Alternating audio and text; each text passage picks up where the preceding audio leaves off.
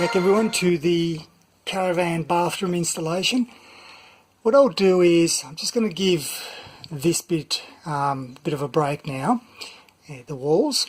So I'll have this as a separate video because I thought maybe people can look at what I've done in terms of installing the vent.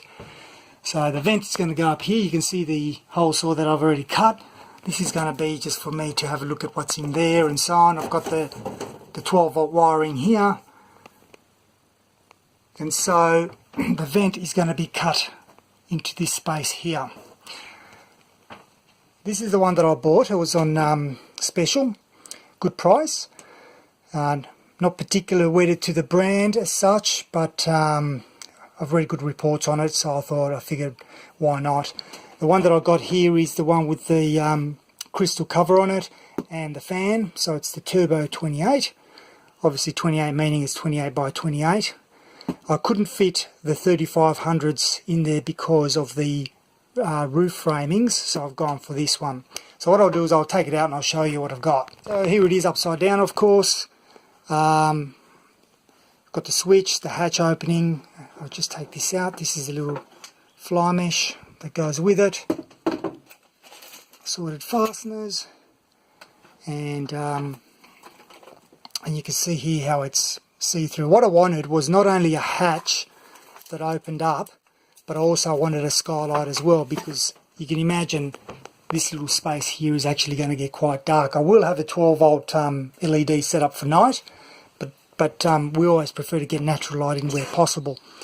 So this bit here, which is obviously the bit that goes underneath, that's the bit that will actually then be put in place up here. So that's where the hole goes up here. So they'll go through there. The 12 volt wiring will be connected to the wiring on that. And then you've got this bit which is actually sitting on the outside. I won't remove this cover until the last minute. Very easy to do. As I said, just cutting the hole. That's going to be probably the hardest bit, is actually cutting into the roof of the caravan. I hate making holes, but I had to do it beforehand with another video that I've done in terms of installing the fridge and the vent that vents out of the fridge. So I've done it before, it's fine. I just got to measure twice and cut once. So what I'll do is I'll go ahead now and start marking the internal hole, and as you can see here from the rivets, these are where the framing comes through. And the reason why I've done this as well is not only to measure the height and get the electrics and so on, but also I've got a tape measure in there to see what the distance was between these two, and I figured the 28 was the better size. 28 by 28. What I've done is I've measured from the bottom to the wall and of course across to make sure that that sits as straight as possible. Okay, so now the step is to drill on the inside 4 holes. So I've just quickly drilled the 4 holes, but only onto the ply. I haven't gone right through to the external aluminium roofing.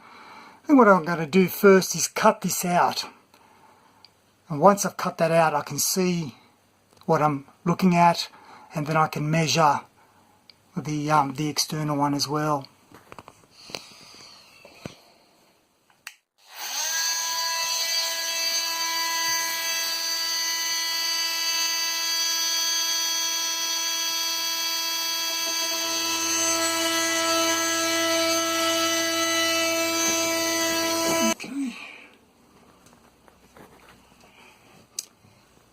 So that's that. Now I've got to cut that out. The only thing that's a bit of a bummer here is that we've got the lip that joins the two. And so actually what it is an overlap, you can see from here, that comes across. So I'm hoping that there's nothing, untoward there when I start cutting that, and I think this top sheet actually goes right through as well, hence why it's pop riveted down there. There it is. You can see that the dimensions allow for a little bit of movement, so I've got to make sure that when I put it back I'm putting it so that it's nice and square. That's going to look good though. So what I'm going to do now is I'm going to deal with this wiring. It's the old copper wiring which I've got coming through here. So because I don't need so long, I'm going to actually try to feed it a little bit back and then cut the excess to get the copper wiring all the way through there. It was a bit stuck, but I thought to myself, rather than cutting it and limiting myself, what I might do is I'll just wrap it around so that it sits in the channel here. It's not going to do any harm, because if one day I want to actually change something, I've got the copper wiring there, so I'll just leave it at that. Now the next step is the more gritty one, as I mentioned beforehand, and that is to actually start drilling right through. And I'll drill 4 of these, and then that'll give me an indication on externally where the 4 corners are. I'm actually quite glad I'm quite far away from the seam here, so it's fine. So there are the holes there. So now what I'll do is I'll mark it up and cut away.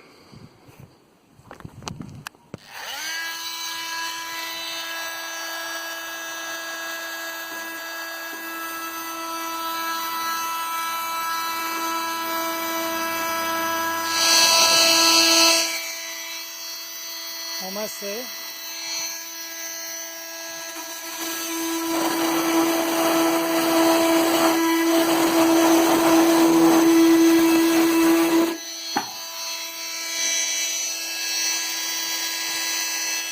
Alright, now I've got to cut this little piece here.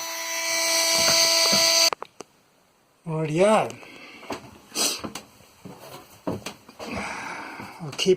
Always keep these things when you're cutting pieces of the original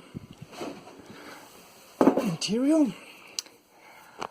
What I'm going to do now is I'm just going to position it to make sure that the outside hole I've actually undercut a little bit, so I might have to just trim it, but I'll give it a go. Okay, so there we have it. Looking pretty good. Fitting there nice and snug. So really happy with that. So now I'll just test the bottom bit just very quickly. Of course I've got to use 2 hands for this, no doubt. But I just got to position that in there, and and there it is there. Looking super schmick. Right, now to clean up outside and apply the Sikaflex on there, put it in, and we should be right to go.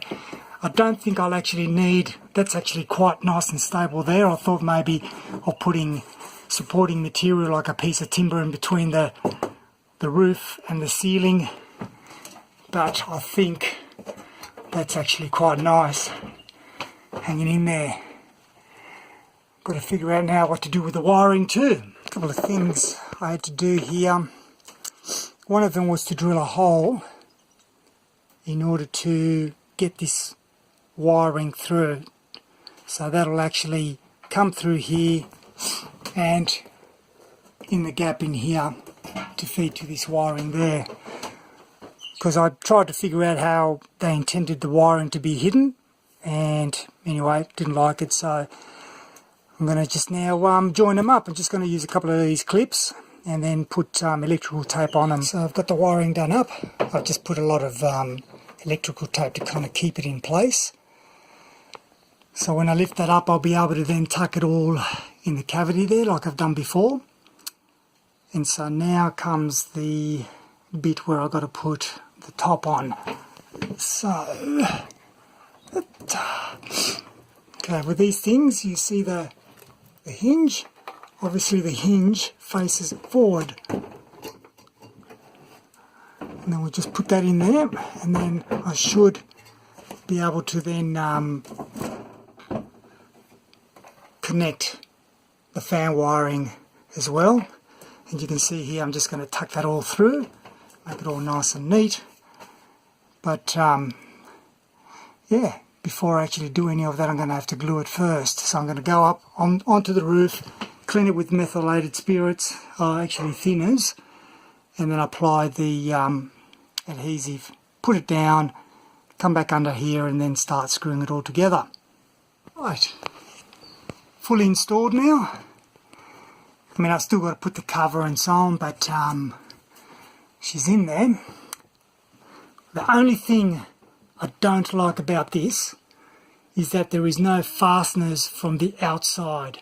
So you can't screw the hatch onto the cladding outside. It's all been held in by this internal screws that you put on there to press it down. As I said, I'm not too sure about that. I mean, I use butyl mastic as I do with the windows and so on. Whether or not that's going to last, I don't know. I changed from using Sikaflex to butyl mastic, thinking that it's going to be better for removal and so on in the future if need be, but now I'm not so sure. But I guess it's a matter of just giving it a go and seeing what happens. But I mean, it is very stable. You can see that I'm pushing up on the roof and I'm not getting any movement. So it definitely is nicely set in there. But as I said, my only concern is how that's going to hold up with vibration and so on. I'll show you what the roof looks like now. Cheers. So I've put plenty of butyl mastic underneath, and then I've put it some more on the sides again. Make sure that I'm covering all the seams. But aside from that, I'm really happy with it. So I've got a skylight and a fan, an extraction fan, and also the hatch which opens. So in terms of the design and the look and so on, I do like it. But as I said, there is no external fasteners. And that kind of is, you know, it's not a bad idea either because it means less holes. But I'm just hoping that that's going to be quite sufficient. And it does feel very, very rigid though. It does feel very taut in there. We're finally done. I've tested the fan out. It's all working.